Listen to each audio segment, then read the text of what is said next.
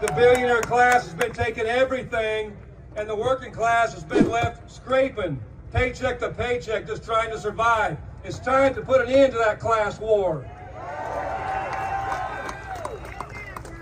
And it's time to pick a side. Either you're with the billionaire class or you're with the working class. So it's my pleasure to introduce one of the strongest allies we have in labor, one of our biggest allies for economic and social justice for everybody. He's a lifelong warrior in the fight against the corporate class, kicking ass against the billionaire class. Chair of the Senate Labor Committee, UAW family and friends, I'm proud to introduce Senator Bernie Sanders.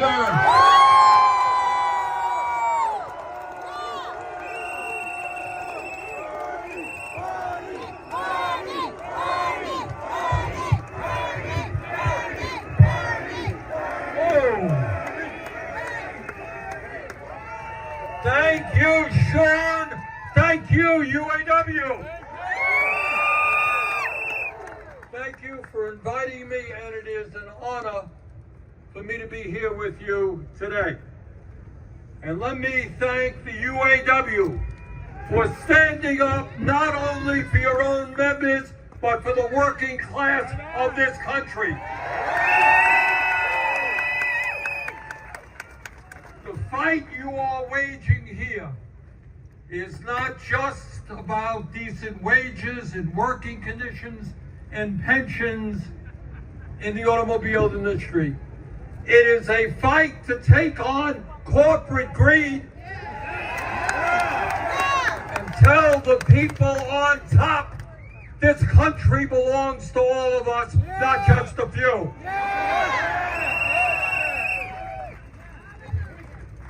There is a reason why a recent Gallup poll had 75% of Americans supporting the UAW.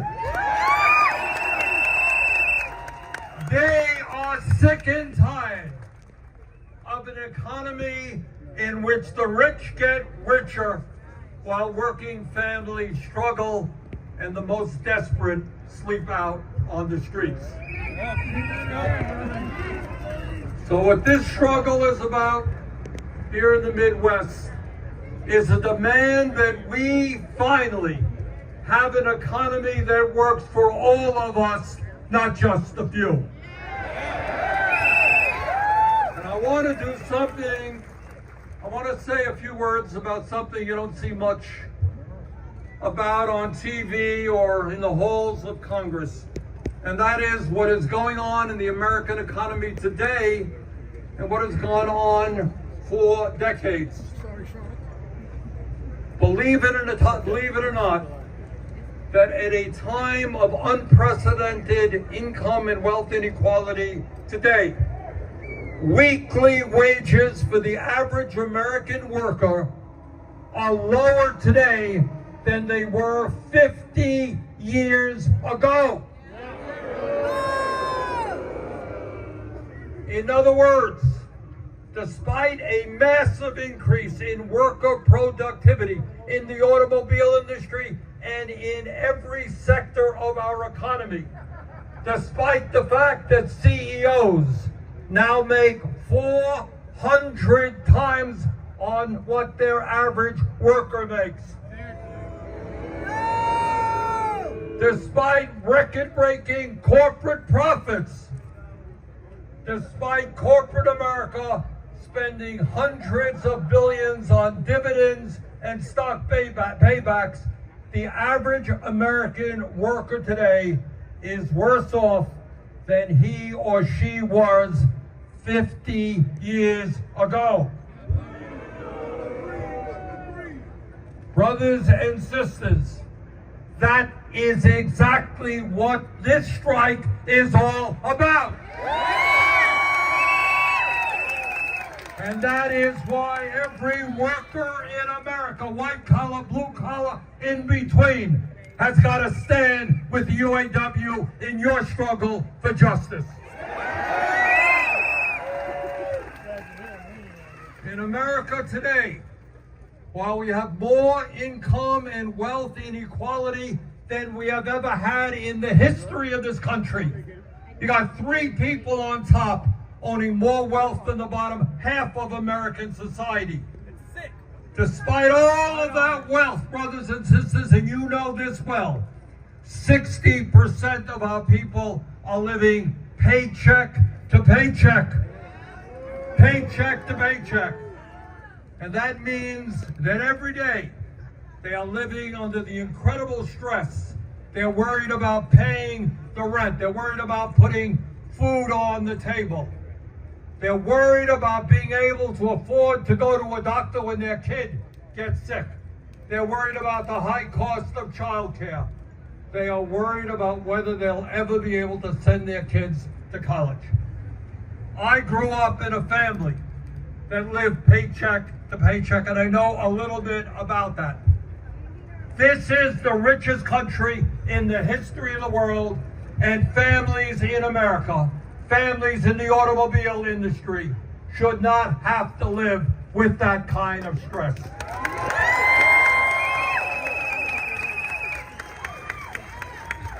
And let me tell you, and Sean has made this point over and over again, in the last 50 years, there has been a massive redistribution of wealth.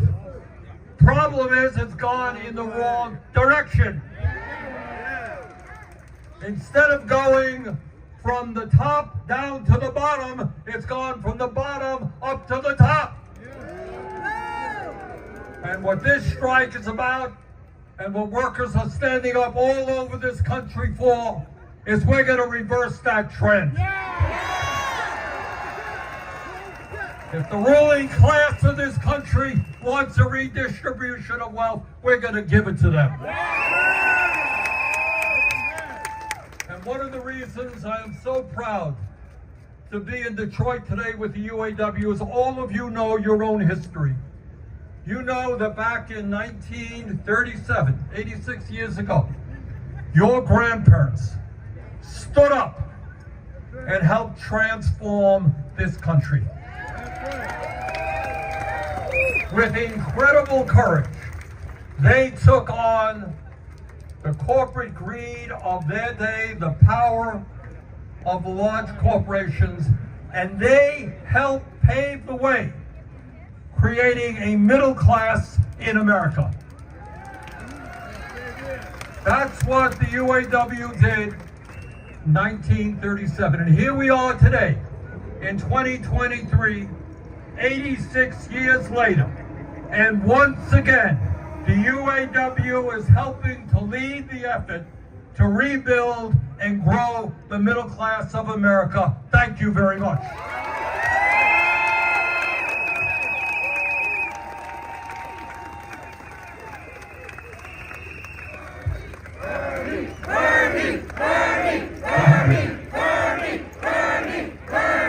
I would like to say, just among friends, I would like to say a word to the CEOs of General Motors, Ford, and Stellantis.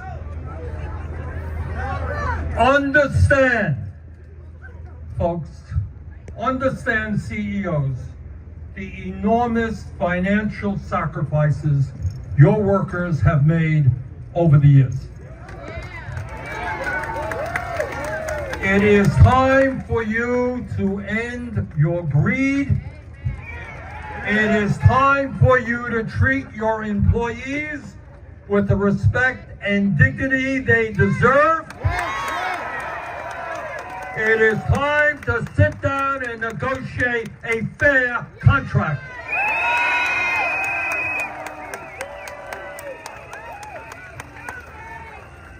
Now I say to Mary Barra, the CEO of General Motors,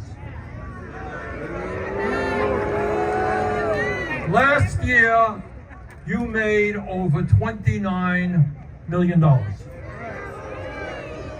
Since you became CEO 8 years ago, you have made over $200 million in total compensation.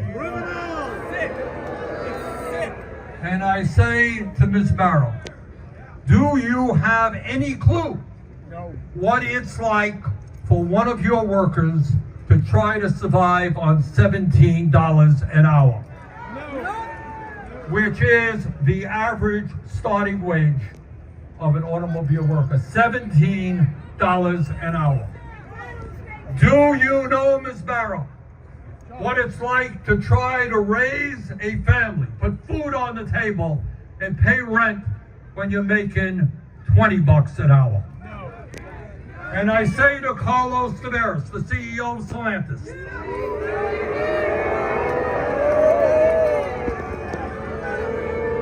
Mr. Taveras, last year you received a 22% pay raise. And now you make over $25 million in total compensation. Do you know, Mr. Taveras, what it is like to be classified as a temp? And despite working year after year, you remain a temp, receiving wages and benefits significantly lower than your brothers and sisters doing the same exact work. Mr. Taveras, do you have any clue what that is about? And I say to Jim Farley, the CEO of Ford, Mr. Farley, last year you made nearly $21 million in total compensation. And my guess is that when you retire from your job, you're going to have a great pension, golden handshake, and all kinds of benefits. Do you have any clue as to what it's like to be a worker getting older, having worked your entire life, and not having any money in the bank as you prepare for retirement?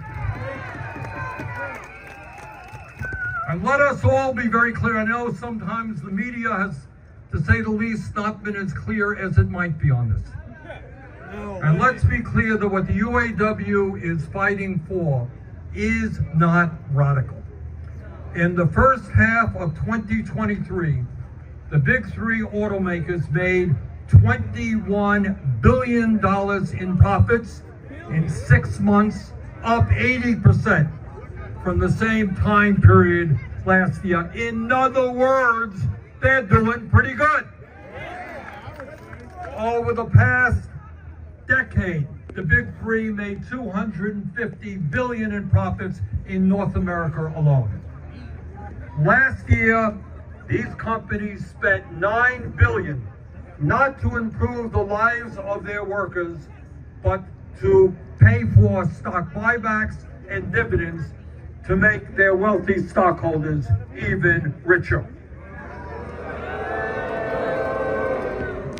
Meanwhile, while the CEOs and stockholders in the automobile industry made out like bandits, the workers who build the vehicles, you, are earning totally inadequate wages, and over the last several decades have fallen further and further behind.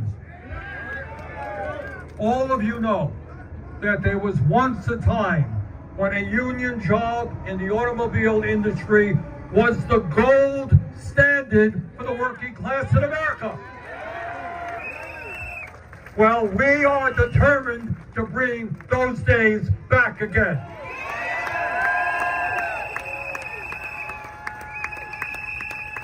We will not accept that over the last 20 years, the average wage for American auto workers has decreased by 30% after adjusting for inflation. Do you want to know why you're out on strike right now? That's the reason. Now, I read a lot in the media about how a strike is going to be bad for the economy. Well, let me tell you something about the economy. When you have auto workers who cannot afford to buy the cars they make, that is bad for the economy. when you have auto workers who can't afford to take out a mortgage to buy a modest home, that is bad for the economy. When you have auto workers who can't afford child care or to save up to send their kids to college, that is bad for the economy. When you have auto workers who can't afford prescription drugs, can't afford health care, that is bad for the economy. It is totally reasonable for auto workers to finally receive a fair share of the record-breaking profits that their labor has produced.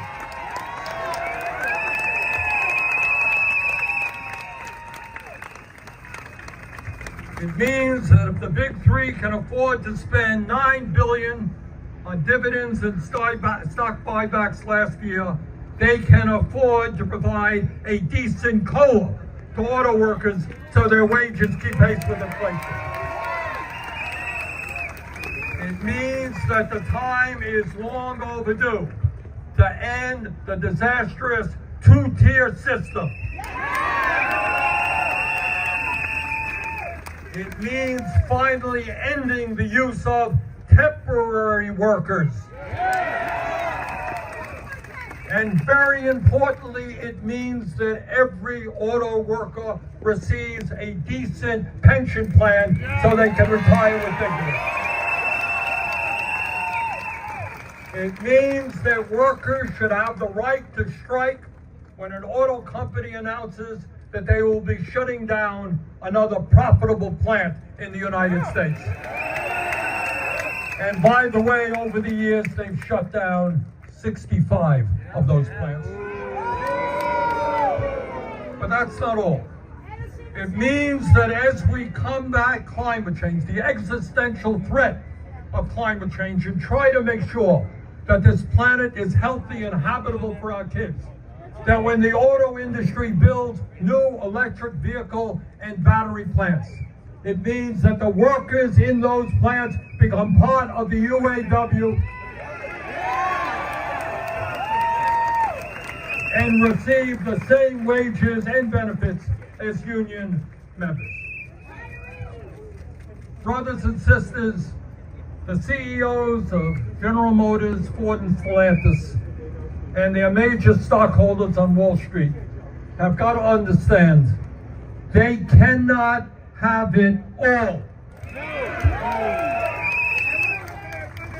We refuse to live in an oligarchy. We refuse to accept a society in which so few have so much and so many have so little. Brothers and sisters, enough is enough. Let us stand together to end corporate greed. Let us stand together to rebuild the disappearing middle class. Let us create an economy that works for all, not just the 1%. And let us all, every American in every state in this country, stand with the UAW. Thank you very much.